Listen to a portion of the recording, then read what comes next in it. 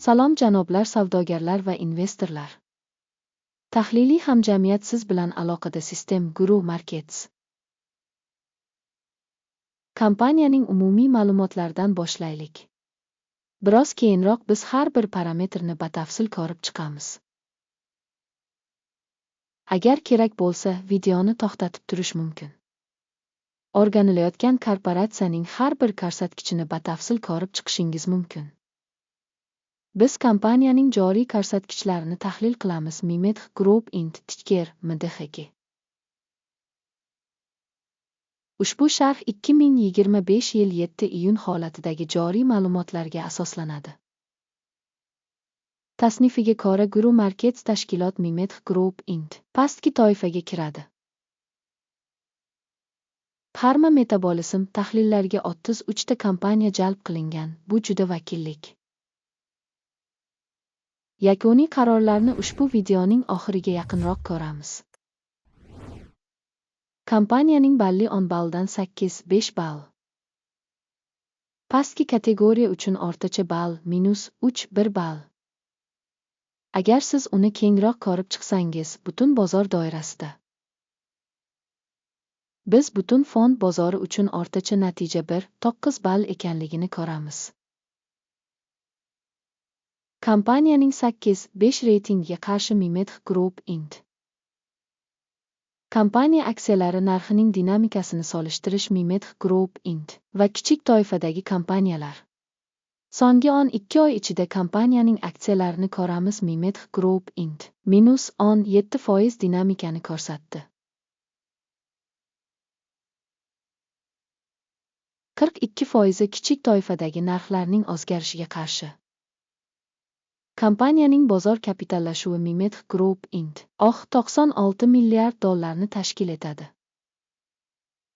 Pastki kategoriyaning bozor kapitallashuvi 59 milliard dollarni tashkil etadi. Kompaniyaning balans qiymati 19 mard. Va kichik toifaning kapitallashuvi 11 milliard dollarni tashkil qiladi. Bozor va balans qiymati ulushlarini taqqoslab, biz quyidagilarni ko'ramiz. Egallagan ulush Mimet Group Int. Pastki kategoriyada bozor kapitallashuvini baholashda 1.632% ni tashkil etadi. Kitob qiymati kapitallashuvi 1.781% ni tashkil etadi.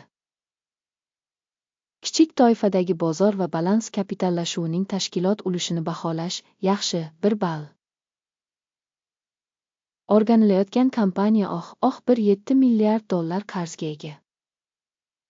Qarzning balans qiymatiga nisbati o'z kapitalining 9% ni tashkil qiladi. Kompaniyaning moliyaviy majburiyatlari darajasi uchun natija juda yaxshi 2 ball. Kompaniyaning bozor narxining daromadga nisbati 23.9 ni tashkil qiladi. Kichik toifadagi o'rtacha. Kichik toifadagi tashkilotlar bilan solishtirganda kompaniyaning bozor qiymati va foyda nisbatini baholash juda yaxshi 2 ball. So'nggi 12 oydagi foyda 40 million dollarni tashkil etdi.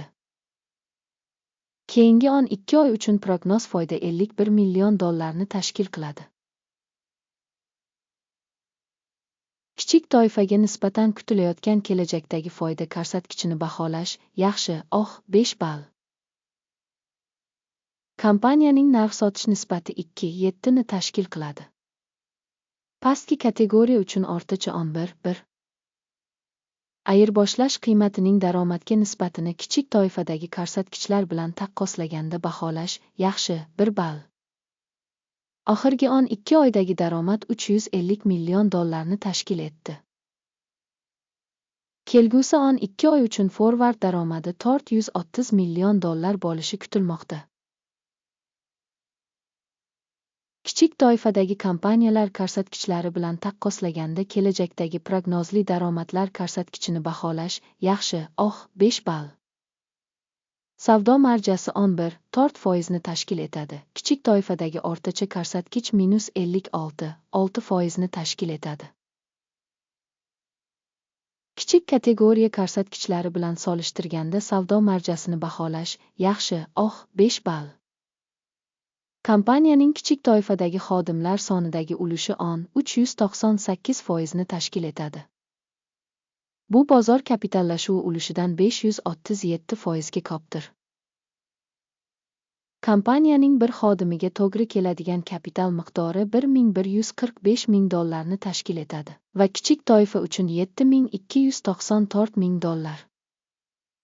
Kichik toifadagi kompaniyalar ko'rsatkichlari bilan solishtirganda bir xodimga to'g'ri keladigan kapital miqdorini baholash yaxshi, 5 ball. Kompaniyaning har bir xodimga to'g'ri keladigan foydasi $47,900 ni tashkil etadi. Kichik toifadagi o'rtacha ko'rsatkich bilan $372,900. Kompaniyaning har bir xodimiga to'g'ri keladigan foydani kichik toifadagi ko'rsatkichlar bilan taqqoslaganda baholash yaxshi, 5 ball.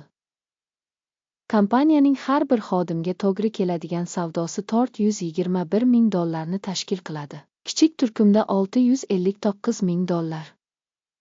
Kichik toifadagi ko'rsatkichlar bilan solishtirganda bir xodimga to'g'ri keladigan daromadni baholash mumkin, 10 ball. Qisqa muddatli bitimlar hajmi 4,7% ni tashkil etdi. Kichik toifa uchun o'rtacha 11,5% ni tashkil etdi. Texnik ko'rsatkich esa 4 kompaniya uchun 43% darajasini ko'rsatadi. Mimet Group Int. Pastki kategoriya uchun bu daraja taxminan 56% ni tashkil qiladi. Kompaniya aksiyalarining hozirgi bahosi $6.50 atrofida.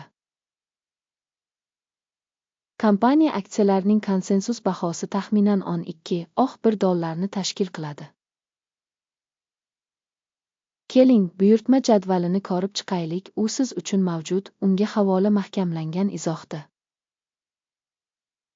Buyurtmalar jadvali ma'lumot tizimi tomonidan ushbu mavsumda ilgari qabul qilingan barcha qarorlarni o'z ichiga oladi. Guru Markets. Buyurtmalar jadvaliga kirish mutlaqo bepul va ochiq, bog'langan izohdagi havola. Kompaniyaning qimmatli qog'ozlarini baholash asosida Mimet Group Int. Axborot ma'lumot tizimi Guru Markets quyidagi qaror qabul qilindi. 6.49 narxida osish uchun savdoni oching. Buyurtma ochiq chunki kompaniya yetarlicha yuqori reytingga ega. Tashkilotning baholash yondashuvi hokim indeksiga asoslanadi. Foyda olish 7.32 darajasida belgilanadi. Stop loss 5.66 darajasida belgilangan. Agar buyurtma foyda olish yoki zararni to'xtatish bilan yopilmasa, u holda buyurtma 2025 yil 7 iyuldagi savdo sessiyasi yakunida avtomatik tarzda yopiladi. Yoki ushbu sanadan oldingi oxirgi ish kunida. Tichker, ritim, sotish uchun balans bitimiga aylanadi. Balans shartnomasi bo'yicha video kanalda bo'ladi yoki allaqachon e'lon qilingan. Buyurtmalardan biri yopilgan taqdirda asosiy yoki muvozanatlashtiruvchi boshqa buyurtma haqiqiy narxda yopiladi. Oxirigacha tomosha qilganingiz va axborot tizimidan foydalanganingiz uchun katta rahmat. Guru Markets.